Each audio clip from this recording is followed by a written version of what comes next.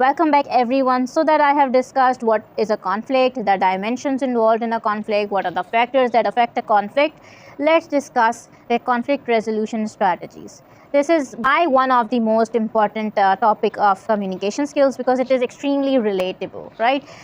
In our day-to-day dealings, we have to deal with multiple people, and at times we do encounter conflicts.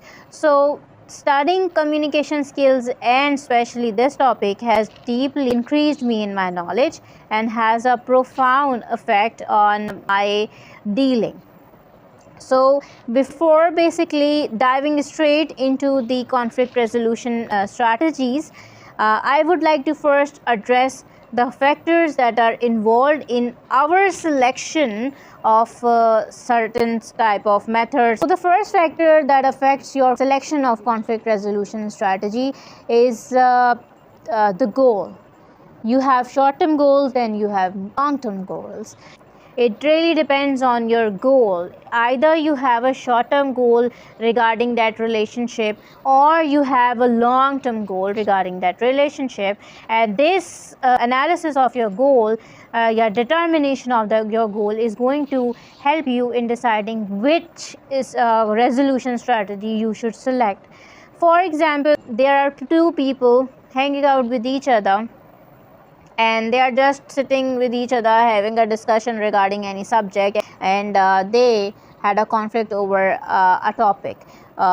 If they have no intentions of building a friendship, and they are just there for time being, then at that time they have a very short term goal.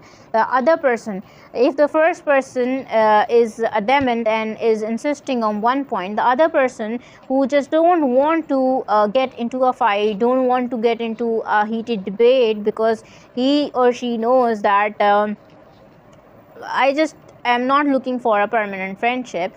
I'm just here for a while. I might just shift to another state, to another country. So this is a short-term goal, and I just don't want to discuss it. The person might avoid it, avoid the situation overall, and he might give in, right?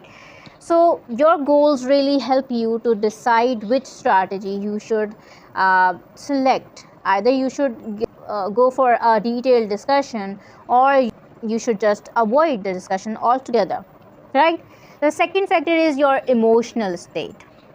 Your emotional state affects which strategy you are going to employ in order to resolve a conflict. Because if I am sad, I might feel exhausted, and there are chances that I just avoid the discussion altogether, and I don't want to take part in it. I might cry or something like that. So what will happen is that my emotional state will determine which strategy I'm going to use. If I am angry and I don't want any discussion, I just want an apology from the opponent, then at that time what I want is that I am just going to indulge in an active fighting with all the aggressive measures. So emotional state has basically really affected my strategy, right? Then we have attitude and belief systems. If I think that the other person is right, or the other person has power over me, whatever the thing is, how mentally I am able to comprehend the situation in which the other person is, and how much I want to comprehend the situation of the other person, dictates which strategy I'm going to use. Then the last one is that your personality really matters when you are selecting a conflict resolution strategy. Some people are shy and some people are really assertive, right? If a shy person gets into a conflict, there are chances that he or she might choose to not really address the conflict, to avoid the conflict, and to not take part into any type of discussion, or to just give up, to just agree with whatever the opponent is saying, right? So at that time your personality really matters. Which conflict strategy are you going to use? Thank you so much, everyone. In the next lecture, I'll tell you the encouraged and the discouraged method of conflict resolution.